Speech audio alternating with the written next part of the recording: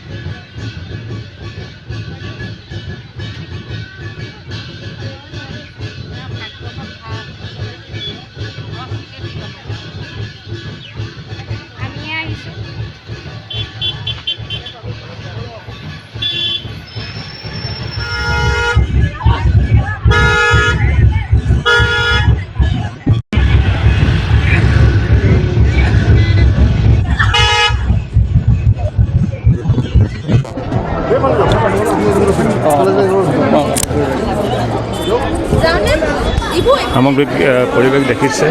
আজি আহিছে 10জন আহিছে গোসাই বিহুৰ উপলক্ষে, সকলোৰে মনোকামনা পূৰ্ণ হওক সেইটোৱে কামনা, আহিছে নাজিৰালৈ অগ্নিনাভ মন্দিৰ দৰ্শন কৰিবলৈ।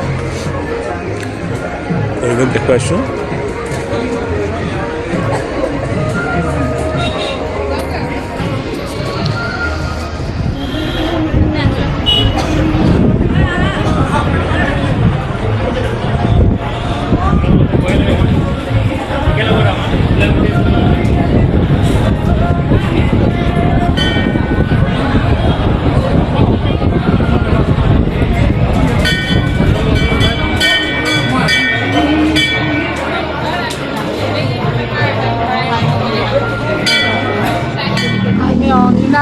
মন্দিৰ ভাগি হ'ব বা আমি ঘৰখন চলি আছোঁ, ল'ৰা ছোৱালী পঢ়াই আছোঁ, পইচা আমি ইনকম কৰি আছোঁ, সেইটোৱে।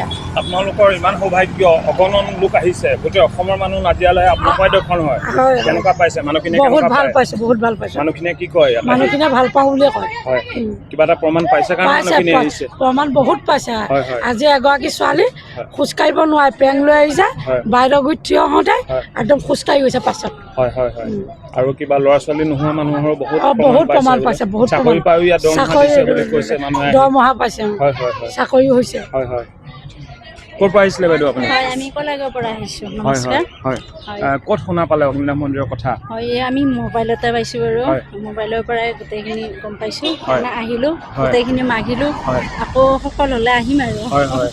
কেনেকুৱা পালে ইয়াৰ পৰিৱেশ? ভাল লাগিল, বঢ়িয়া লাগিল। হয়, কিন্তু হয়। অলপ মানুহ বেছি আৰু লাইন হয়, চাইন মানুহতো ভিৰ হৈছে বাৰু। বহুত মানুহ, হয়, হয়। সেইটো কাৰণে অলপমান কষ্ট হয় আৰু। হয় হয় হয়। তথাপি ভাল লাগিল। হয় হয়। কিমানজন আহিছে আপোনালোক? আমি আহিছোঁ 120জন মান আহিছোঁ, 3খন গাড়ী লৈ। 3খন গাড়ী লৈ আহিছে। হয়।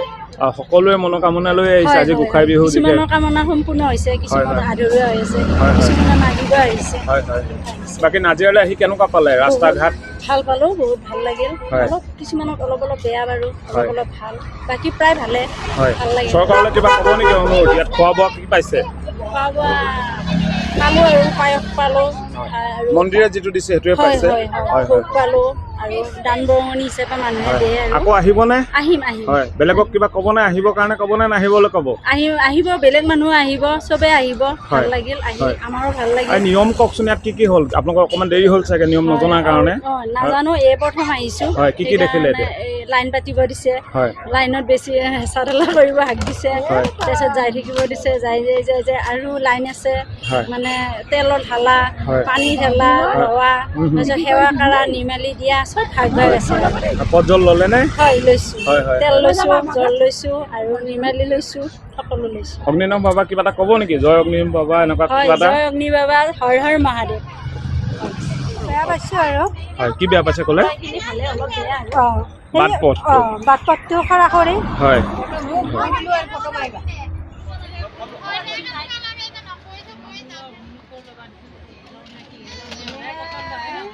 হ'ব একো নহয়।